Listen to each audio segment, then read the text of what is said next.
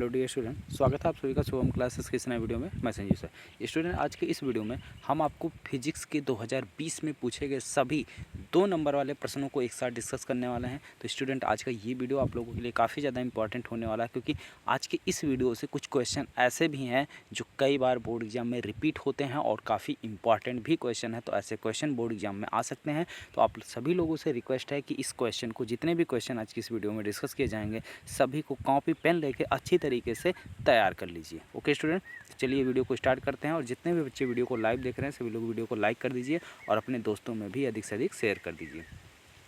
आज की इस वीडियो का पहला क्वेश्चन स्टूडेंट, किसी उत्तेजित हाइड्रोजन परमाणु के इलेक्ट्रॉन की ऊर्जा -3.4 इलेक्ट्रॉन वोल्ट है।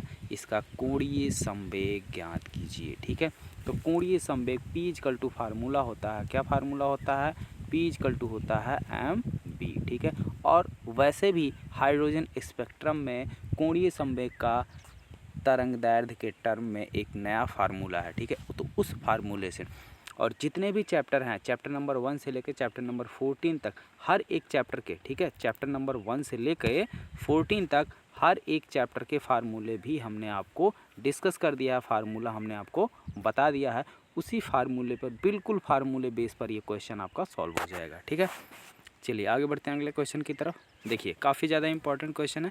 व्यतिकरण से आप क्या समझते हैं? व्यतिकरण के लिए आवश्यक शर्तें लिखिए। ठीक है, तो व्यतिकरण क्या है उसकी डेफिनेशन लिखना है, और व्यतिकरण के लिए कौन कौन सी कंडीशन, यानी माध्यम कैसा होना चाहिए, कि क्या कंडीशन है कि कब व्यतिकरण होगा और कब व्यतिकरण नहीं होगा। ठीक है, अगला क्वेश्चन है, एक गोलाकार चालक की त्रिज्या 9 सेंटीमीटर, इसकी धारिता तथा उस आवेश की गणना कीजिए जिससे इसका विभव 1000 वोल्ट हो जाए।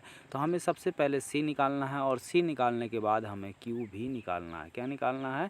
Q भी निकालना है। ठीक है, तो सबसे पहले आप क्या करेंगे? C निकालेंगे। C कैसे निकालेंगे? क्योंकि C होता है, क्या होता है? C Q/V। क्या होता है? Q/V। ठीक है, अब देखिए यहाँ पे कई चीज़ें हैं। त्रिज्या आपको दी है, तो त्रिज्या से आप क्या निकाल लेंगे? इसकी त्रिज्या दी हुई है, यानी जो संधारित्र हमारा है, ठीक है, वो कैसा है? गोलाकार संधारित्र है। कैसा है? गोलाकार संधारित्र है। ठीक है, बात समझ रहे हैं ना? तो जब गोलाकार संधारित्र है, तो गोलाकार यानी गोलाकार रूप में है, तो सबसे पहले आप क्या करेंगे? इसका C निकालेंगे। C कौन सा फार्मूला लगाएं? K/0 A/D, और D की जगह पर आप वैल्यू कितना रखेंगे? 9 सेंटीमीटर। ठीक है, कितना?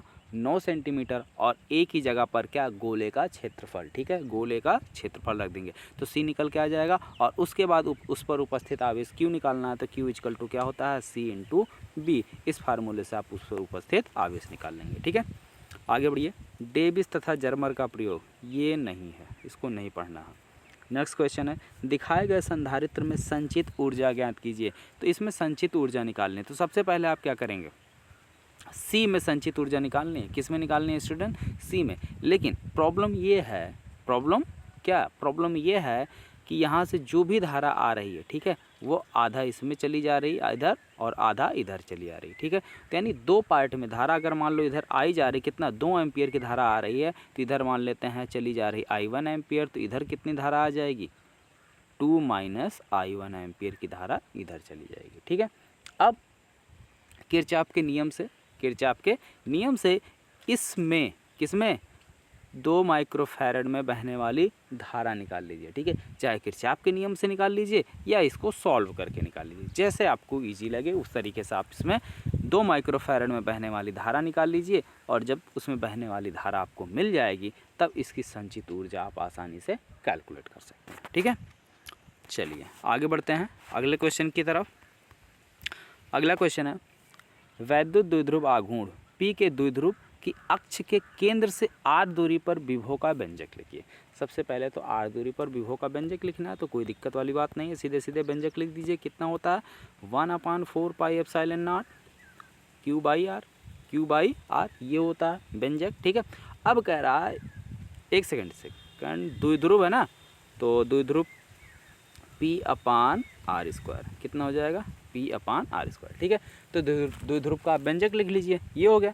अब कह रहा है इसको 90 डिग्री घुमाने पर कितना कार्य होगा तो 90 अंश घुमाने में किया गया कार्य का फार्मूला लगा दीजिए, सीधे सीधे आंसर। अगला क्वेश्चन है, एक्स वाई तल में रखे 0.2 मीटर स्क्वायर पृष्ठ क्षेत्रफल की कुंडली से B vector v equal to दिया है 3i cap plus 4k cap, Tesla का बद्ध चुंबकीय फ्लक्स ज्ञात कीजिए। ठीक है, तो आपको v दे दिया है, कितना दे दिया है, b दे दिया है, तो चुंबकीय फ्लक्स 5v इक्वल टू होता है v डॉट a। तो a आपका यहाँ पे देखिए एक्स वाई में है, किस में है, एक्स वाई में है। ठीक है, तो एक्स वाई में है यानी कि जेड की वैल्यू यहाँ पर 0 है, तो 0.2i प्लस 0.2j। ठीक है, ये आपको दे दिया वेक्टर ए बराबर, और इधर वेक्टर बी बराबर है, दोनों का डॉट प्रोडक्ट कर दो, जो आएगा वो आंसर हो जाएगा। ठीक है, चलिए आगे बढ़िए। तो इसमें देखिए के है, इसमें के है नहीं तो के वाला 0 हो जाएगा, इसमें जे नहीं है, इसमें जे है, तो सीधे सीधे वैल्यू आपकी कितनी आएगी, 0.6 टेस्ला। ठीक है, 0.6 टेस्ला। चलिए आगे बढ़िए अगले क्वेश्चन की तरफ। रेडियो एक्टिव वाला है, तो रेडियो एक्टिव जो है इस बार आपके बोर्ड में है नहीं, इसको पढ़ना नहीं है, और ये जो है लॉजिक गेट है, इसको भी नहीं पढ़ना है। चलिए आगे बढ़िए अगले क्वेश्चन की तरफ। अगला क्वेश्चन है, लेंज का नियम क्या है, लेंज का नियम क्या है, समझाइए कि लेंज का नियम ऊर्जा संरक्षण सिद्धांत पर आधारित है। अब इस क्वेश्चन को स्टूडेंट हम कई बार जो है बोर्ड पर डिस्कस कर चुके हैं, लेंज का नियम और क्या यह ऊर्जा संरक्षण सिद्धांत का पालन करता है। तो हाँ बिल्कुल, ये ऊर्जा संरक्षण सिद्धांत पर आधारित है। ठीक है, ये ऊर्जा संरक्षण सिद्धांत पर आधारित है, इसका कारण आपको एक्सप्लेन करना है। अगला क्वेश्चन है, हाइड्रोजन परमाणु की आयनन ऊर्जा दी हुई है, हीलियम परमाणु की आयनन ऊर्जा कितनी होगी। ठीक है, तो हाइड्रोजन की दी है और हाइड्रोजन के अकॉर्डिंग आप हीलियम को कैलकुलेट कर सकते हैं। अगला है, पोलोराइड से समतल ध्रुवित प्रकाश संसूचन। हालांकि पोलराइजेशन आपके सिलेबस में है नहीं, तो इसको क्रॉस कीजिए, इस क्वेश्चन को छोड़ दीजिए। अगला देखिए, नेत्र का दूरदृष्टि दोष क्या है, इसका निवारण कैसे किया जाता है। सबसे पहले आप दूरदृष्टि दोष की परिभाषा लिखेंगे और फिर उसके बाद इसका निवारण बताएंगे। ठीक है, इसमें अवतल लेंस लगेगा कि उत्तल लेंस लगेगा वो आप बताइएंगे। ठीक है, अगला क्वेश्चन उसी में अथवा करके, गॉस के नियम की सहायता से किसी बिंदु आवेश के कारण किसी बिंदु पर वैद्युत क्षेत्र की तीव्रता का व्यंजक प्राप्त कीजिए। तो वैद्युत क्षेत्र की तीव्रता का व्यंजक प्राप्त करना है गॉस की प्रमेय की सहायता से। ठीक है, काफ़ी ज़्यादा आसान क्वेश्चन है। चलिए आगे बढ़िए अगले क्वेश्चन की तरफ। अगला क्वेश्चन है, एक प्रेरकीय प्रत्यावर्ती धारा परिपथ में धारा तथा वोल्टेज के बीच कलांतर क्या होता है। तो कलांतर क्या होता है, कलांतर क्या दिखाता है कि वोल्टेज और धारा के बीच, यानी उस क्षण वोल्टेज और धारा एक दूसरे से कितने अंश पीछे चल रहे हैं, कलांतर यही जो है प्रदर्शित करता है। कलांतर क्या दिखाता है कि धारा तथा वोल्टेज उस क्षण, जिस क्षण की बात ये करेगा, उस क्षण दोनों एक दूसरे से कितने डिग्री पीछे चलते हैं, ये कलांतर शो करता है। इस परिपथ में प्रेरण प्रतिघात का सूत्र भी आपको लिखना है। तो प्रेरण प्रतिघात, ठीक है, प्रेरण प्रतिघात यानी कि एक्स एल इक्वल टू क्या होता है, एक्स एल इक्वल टू होता है ओमेगा एल। ये आपको फार्मूला भी इसका राइट करना है।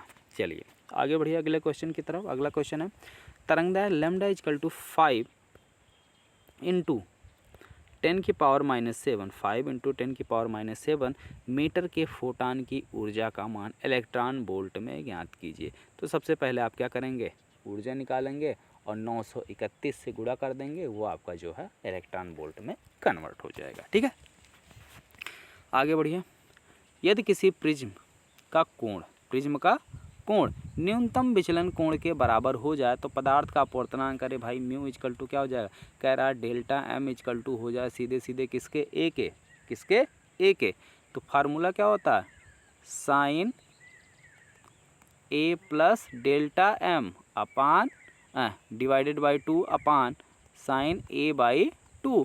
ठीक है, तो अब देखिए फार्मूला क्या बनेगा, ऊपर हो जाएगा, देखिए डेल्टा एम की जगह एम रखेंगे तो ए और ए मिलकर 2a हो जाएगा और 2 से 2 कैंसिल हो जाएगा, ऊपर आ जाएगा साइन ए, नीचे आ जाएगा साइन ए बाई 2। अब देखिए क्या होगा, ऊपर आपका आया साइन ए, नीचे आ गया साइन ए बाई 2, तो इसको खोल दीजिए, 2 sine A by 2 cos A by 2, ठीक है, upon sine A by 2, sine A by 2 sine A by 2 cancel, तो म्यू इक्वल टू कितना आ गया, म्यू इक्वल टू आ गया 2 कॉस ए बाई 2। तो यानी प्रिज्म कोण जितना होगा उसके आधा और फिर उसका कास लेंगे और फिर उसमें 2 से गुणा करेंगे, तो यानी mu equal to 2 cos a/2, ठीक है, जहाँ पर ए जो है प्रिज्म का कोण है। अगला क्वेश्चन आपका लॉजिक गेट्स है, इसको क्रॉस कीजिए, ठीक है, ये है नहीं सिलेबस में। आगे आ जाइए अगले क्वेश्चन की तरफ। अगला क्वेश्चन है, एक 10 वोल्ट विद्युत वाहक बल 3 ओम आंतरिक प्रतिरोध वाली सेल के साथ श्रेणी क्रम में जुड़ा है। यदि परिपथ में 0 पॉइंट इतने एम्पियर की धारा बह रही है तो प्रतिरोधक का प्रतिरोध व सेल के सिरों के बीच वोल्टता ज्ञात कीजिए। तो भाई सिंपल सी बात है, धारा आई इक्वल टू होता है e upon capital R plus small r, ठीक है। अब भाई देखिए यहाँ पे आपको स्मॉल आर यानी कि आंतरिक प्रतिरोध का मान दे दिया, धारा का मान दे दिया, ठीक है, और धारा का मान दे दिया है, और साथ ही साथ आपको क्या दे दिया है, 0.5 एम्पेयर का करंट दे दिया। अब आपको प्रतिरोधक का प्रतिरोध निकालना है, यानी कैपिटल आर निकालना। देखिए ई भी दे दिया है 10 वोल्ट, कितना विद्युत वाहक बल 10 वोल्ट यहाँ पे रखेंगे, यहाँ पे 0.5 और स्मॉल आर की वैल्यू ये दे रखी है, ये 3 ओम। अब यहाँ से आप कैपिटल आर का मान निकाल लेंगे, ठीक है। जब आपको कैपिटल आर का मान निकल जाएगा तो अब उससे पूछ रहा है सिरों के बीच वोल्टेज, तो सिरों के बीच वोल्टेज कितना होगा, तो उस टर्म में सिरों के बीच वोल्टेज V इक्वल टू हो जाएगा, V इक्वल टू होता है आई आर, आई 0.5 और R जो आप यहाँ पे कैलकुलेट करेंगे, इस R को इस I के साथ मल्टीप्लाई कर देंगे, सिरों के बीच का वोल्टेज आ जाएगा, ठीक है। आगे बढ़िए, अगला क्वेश्चन है, एक वस्तु 15 सेंटीमीटर फोकस दूरी वाले अवतल दर्पण के सम्मुख रखा गया है। वस्तु का प्रतिबिंब वास्तविक तथा 3 गुना बड़ा बनता है। दर्पण वस्तु की दर्पण से दूरी ज्ञात कीजिए, ठीक है। तो अब ये बिल्कुल किरण आरेख वाला खींचना अगर आपको आता है तो आप आसानी से इस क्वेश्चन को सॉल्व कर सकते हैं, और नहीं भी आता है तो फार्मूले से आप इसको सॉल्व कर सकते हैं अगर आपने न्यूमेरिकल के प्रैक्टिस अच्छे से की हुई है तो, ठीक है। और हाँ, कुछ बच्चे कह रहे थे सर आपने जो है 2020 के जो है न्यूमेरिकल नहीं सॉल्व करवाए, 2020 के न्यूमेरिकल। तो न्यूमेरिकल के लिए स्टूडेंट मैं बता दूं कि इस समय जो है लॉकडाउन की सिचुएशन में घर आए हुए हैं, तो घर पे बोर्ड की सुविधा है नहीं, तो बिना बोर्ड के आपको न्यूमेरिकल समझ में नहीं आएगा, ठीक है। इसीलिए न्यूमेरिकल अभी सॉल्व नहीं करवाया जा रहा है। आगे फिर अगला क्वेश्चन है लॉजिक गेट से। लॉजिक गेट आपको पढ़ना नहीं है, आगे आ जाइए अगले क्वेश्चन की तरफ।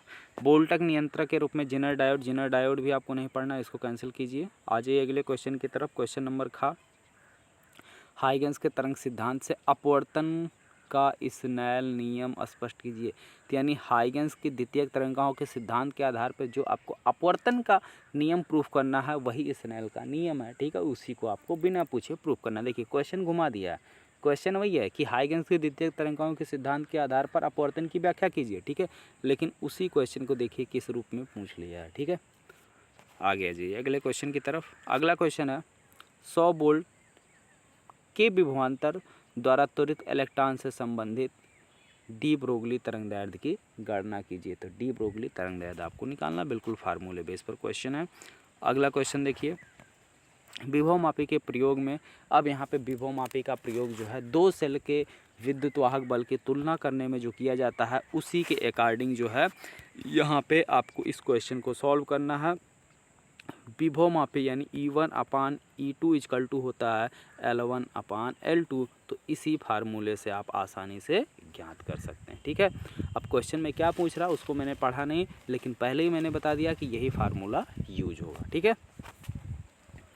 आगे देखिए अगला क्वेश्चन, इसी में पूछ रहा है कि दिए गए परिपथ में विद्युत धारा के मान की गणना कीजिए, ए व सी के बीच विभवांतर।